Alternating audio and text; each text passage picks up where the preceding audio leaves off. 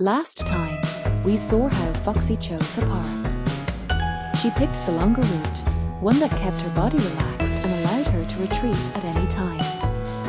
This time, we're observing Wisher in the same cardboard cylinder obstacle course.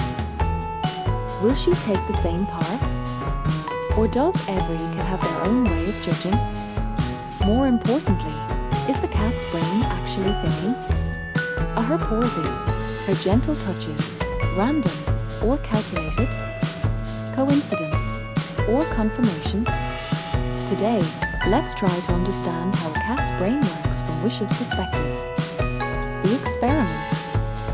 I placed Wisher on one side of a maze-like arrangement of cardboard cylinders, with gaps of different widths left between them. From a human perspective, walking in a straight line is the shortest, fastest way to get the food ahead. But Wisher didn't act immediately. She stops first, sniffs the pillars, then sidle over to the wall. Then she sniffs different cylinders one by one, checking if the central area was safe. Meanwhile, her whiskers were measuring the widths between cylinders, helping her judge which path was passable. Finally, she confidently walked to the other side, completing an S-shaped route.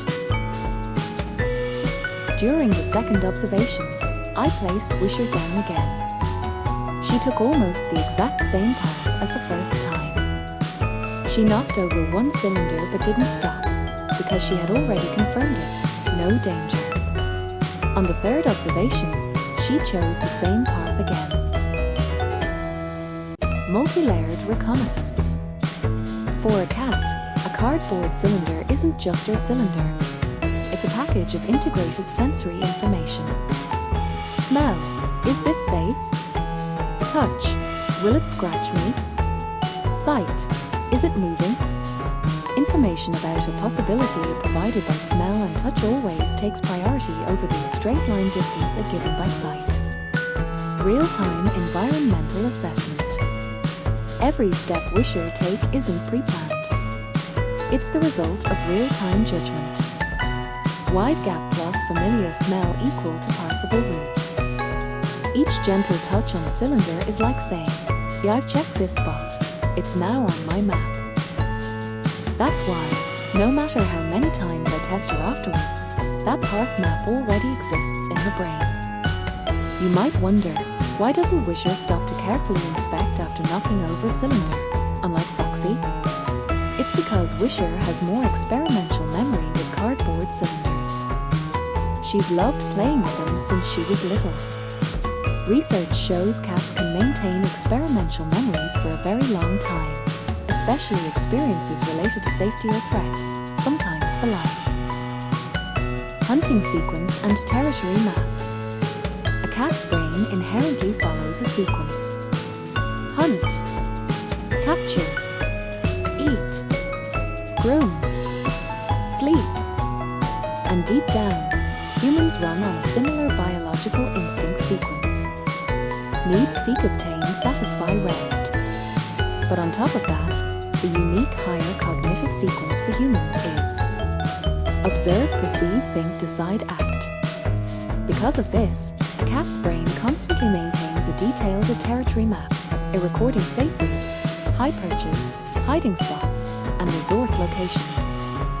Any new object entering disrupts this map's balance, even temporarily. Therefore, they must carefully investigate and confirm before they can reintegrate this unknown variable into the stable world within their cognition. Further understanding. Her Majesty brings 3 important reminders. 1.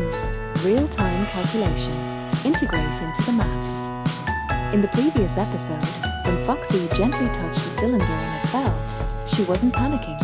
She was immediately confirming, constantly updating the map in her brain. In a cat's world, confirmation is more important than progress. It's like when we're doing a project with a team. In the early stages, what's more crucial than rushing progress is clearly confirming requirements and communicating thoroughly. 2. Does stopping equal procrastination? Humans often see pauses as hesitation or procrastination. But for a cat, each confirmation makes future actions more stable. They'd rather be slower than walk into the unknown. 3. Even if desire lies ahead, always leave yourself an escape route. Cats don't take the direct route because true freedom comes from always having the option not to continue. Foxy Detour to the side, choosing the longer path that allowed retreat. Wisher sidled through in an S-shaped curve. Both were preserving a path that kept their bodies relaxed and UN tensed. If you enjoy understanding cats and yourself through this blend of science and life philosophy, I've left some additional thoughts in the description box. Conclusion. So, these 2 obstacle courses aren't just experiments on cats. They show us that cats live in a world cantered on safety. In that world, every pause is a confirmation. Every detour is preserving an escape route. They teach us one thing. Truly stable progress comes from sufficient confirmation. And ultimately, this confirmation is about understanding and collaboration between people. What about your cat? How would they choose a path when faced with unfamiliar obstacles? Feel free to share the stories you've observed in the comments. Our community of cat lovers grows stronger through everyone's stories. Your sharing makes everything better.